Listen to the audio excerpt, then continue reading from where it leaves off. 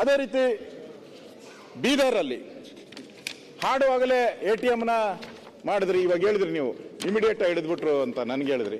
ಬೀದರಲ್ಲಿ ಆಯ್ತು, ಎಷ್ಟು ತಿಂಗಳಾಯ್ತು? ಸಿಕ್ಕೇ ಇಲ್ಲ, ಸಿಕ್ಕೇ ಇಲ್ಲ. ಅವನು ಡೈರೆಕ್ಟರ್ ರೋಡಲ್ಲಿ ನಿಲ್ಲಿಸಿ ಗುಂಡು ಹೊಡೆದಿದ್ದಾರೆ,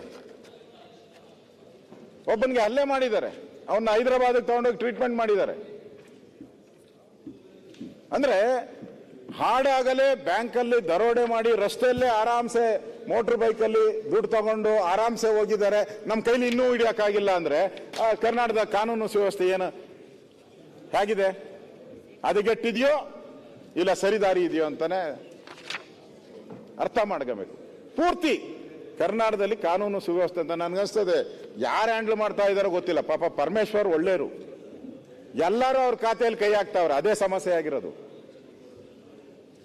ಅವ್ರ ಖಾತೆಯಲ್ಲಿ ಯಾರು ಹೋಮ್ ಮಿನಿಸ್ಟರ್ ಅನ್ನೋದೇ ಗೊತ್ತಾಗಲ್ಲ, ಆ ಸ್ಥಿತಿ ಇವತ್ತು. ಮತ್ತೆ ಬೀದರಲ್ಲಾದಂತ ಇದು ಘಟನೆ ಇಡೀ ಪೊಲೀಸ್ ಇಲಾಖೆ ತಲೆ ತಗ್ಸುವಂಥದ್ದು. ಇಷ್ಟು ದಿನ ಆದ್ರೂ ಕಳ್ಳನ್ ಹಿಡಿಯಕ್ಕಾಗಿಲ್ಲ. ಇಷ್ಟು CCTV ಕ್ಯಾಮೆರಾ ಇದೆ, ಸಿಸ್ಟಮ್ ಇದೆ, ಮೊಬೈಲ್ನ ಟ್ರ್ಯಾಕ್ ಮಾಡ್ತೀರಿ. ಇಷ್ಟು ದಿನ ಆದ್ರೂ ಕೂಡ ಈ ಕಳ್ಳನ್ ಹಿಡಿಯಕ್ಕಾಗಿಲ್ಲ ಅಂದ್ರೆ ನಮ್ಮಲ್ಲೇನೋ ವೈಫಲ್ಯ ಇದೆ. ಪೊಲೀಸ್ ಇಲಾಖೆಯ ವೈಫಲ್ಯ, ಇಂಟೆಲಿಜೆನ್ಸ್ ವೈಫಲ್ಯ, ನಮ್ಮ ಸಿಸ್ಟಮ್ ವೈಫಲ್ಯ. ಬಿಡಿ, ನೀವ್ ಹೇಳಿದ್ರಿ ಈಗ ಮಂಗಳೂರಾಯ್ತು, ಹಿಡಿದ್ರು, ಅಟ್ಲೀಸ್ಟ್ ಒಂದು ವಾರದಲ್ಲಾದ್ರೂ ಹಿಡಿದ್ರು. ಇದು ಅಂದ್ರೆ ನೀವೇನು ಜನಕ್ಕೆ ಏನ್ ಮೆಸೇಜ್ ಕೊಡ್ತೀರಾ? ಹಂಗಾರೆ ಇನ್ಮೇಲೆ ATM ಕಳ್ತನ ಶುರು ಆಗ್ತದೆ, ಎಲ್ಲ ರಾಜ್ಯದಲ್ಲಿ ATM ಕಳ್ತನ ಮಾಡ್ಕೊಂಡು ಹೋಗ್ಬೋದು ಒಂದು ಮೆಸೇಜ್.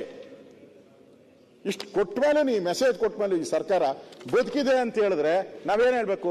ಈ ಸರ್ಕಾರ ಬದುಕಿದೆಯಾ? ಸತ್ತೋಗಿದೆ. ಜನರ ಪಾಲಿಗಂತೂ ಸತ್ತೋಗಿದೆ. ಇಷ್ಟಾದ್ಮೇಲೂ ಕೂಡ ಇಲ್ಲಿ ಇಲ್ಲ. ಬೀದರ್ ಶೂಟ್ ಔಟ್ದು ಹೇಳ್ತಾ ಇದ್ದೀನಿ ನಾನು ಇವತ್ತು. ಈ ರೀತಿ ಒಂದರ ಮೇಲೆ ಒಂದು ಘಟನೆಗಳು ನಡೀತಾ ಇದ್ರು ಕೂಡ ಇವತ್ತು ಈ ಸರ್ಕಾರ ಕ್ರಮ ತೆಗೆದುಕೊಳ್ಳಕ್ಕೆ ಆಗಲೇ ಇಲ್ಲ. ಇವತ್ತು ಮೊನ್ನೆ ನಮ್ಮ ಚಾಮರಾಜಪೇಟೆಯಲ್ಲಿ ಹಸು ಏನ್ ಮಾಡಿತ್ತು? ಅದು ಕೆಚ್ಚಲ್ ಕೂಯ್ದಾಕಾರೆ. ಅವನಿಗೇನ ಇದಿದ್ರೆ